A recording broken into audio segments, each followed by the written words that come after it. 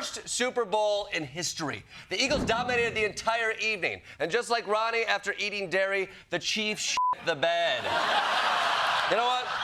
I think I speak for everyone when I say no more Super Bowls. NFL, you had a good run. You ended racism, cured breast cancer, and found a woman under 30 who wants to see Bill Belichick naked.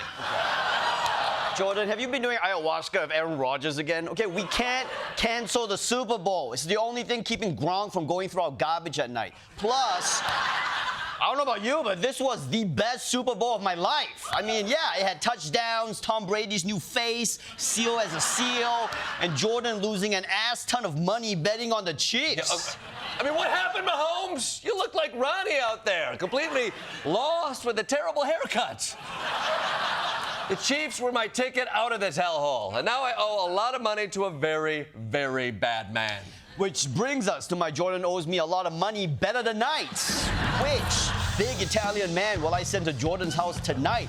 As always, brought to you by gambling. Gambling, you have 2 kidneys for a reason. Now, while Philly dominated the big game, it's important to remember the Chiefs weren't the only ones getting dragged all over the field on Sunday.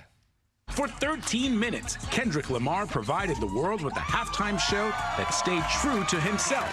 Just as we thought it might not happen, Kendrick took the elephant in the room for a walk around the Superdome. King Kendrick went hard, leading the stadium in his accusatory taunt. Ain't you tired? Trying to strike a chord, and it's probably A minor. The knockout blow in his public battle with Drake.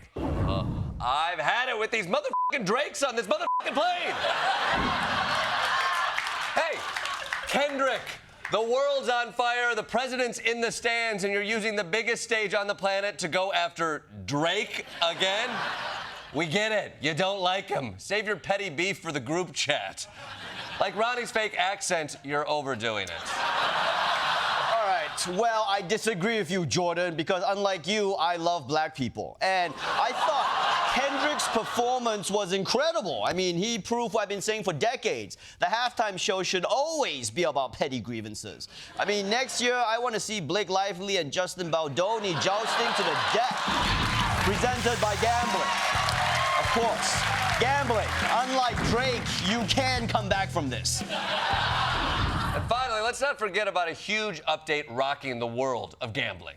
The former interpreter of Dodgers star Shohei Ohtani was sentenced today to nearly 5 years in prison in a sports betting case that made world headlines. Ippei Mizuhara pled guilty last year after impersonating Ohtani in a bid to steal millions to cover his gambling bets and debts.